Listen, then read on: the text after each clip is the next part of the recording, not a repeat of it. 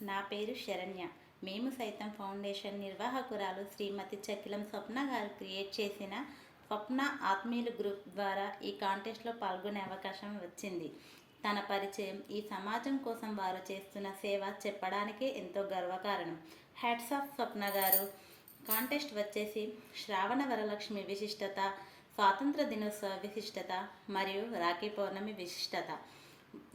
ముందుగా శ్రావణ వరలక్ష్మి వ్రత విశిష్టత.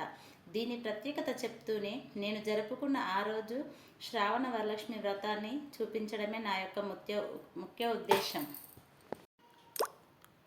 పూర్వం శౌనకాది మహర్షులను ఉద్దేశించి సూత మహర్షి ఇలా చెప్పారు: మునులారా, స్త్రీలకు సౌభాగ్యాన్ని ప్రసాదించే ఒక వ్రతాన్ని పరమశివుడు పార్వతికి చెప్పారు.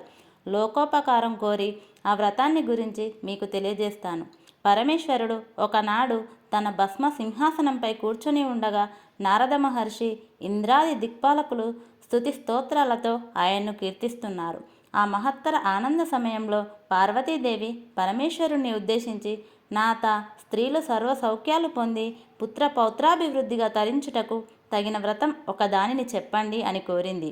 అందుకు త్రినేత్రుడు, దేవి, నీవు కోరిన విధంగా స్త్రీలకు సకల సౌభాగ్యాలు కలిగించే వ్రతం ఒకటి ఉన్నది.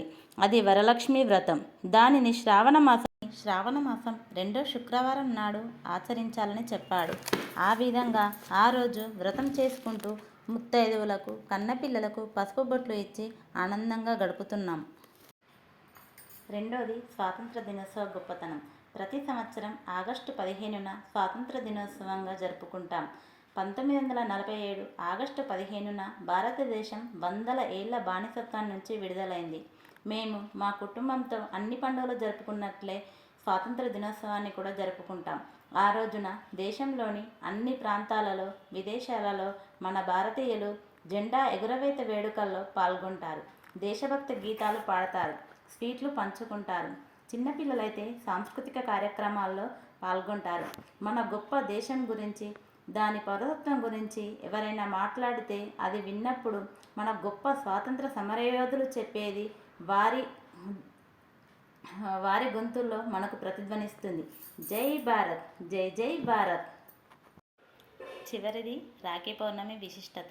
శ్రావణ పౌర్ణమినే రాఖీ పౌర్ణమి అని, జంధ్యాల పౌర్ణమి అని పిలుస్తారు. రాఖీ పౌర్ణమి యొక్క ముఖ్య ఉద్దేశం రాఖీ కట్టడం. రాఖీ కట్టడం అనగా ఓటమిపై విజయం సాధించడం. అన్నా చెల్లెళ్ళు, అక్క తమ్ముళ్ళ మధ్యన ప్రేమానురాగాలకు సూచకంగా ఈ పండుగను జరుపుకుంటారు. రాఖీ అనగా రక్షణ బంధం. అక్క చెల్లెళ్ళు తన అన్నదమ్ములు మహోన్నత శిఖరాలకు ఎదగాలని కోరుతూ కట్టేదే ఈ రాఖీ. Thank you all.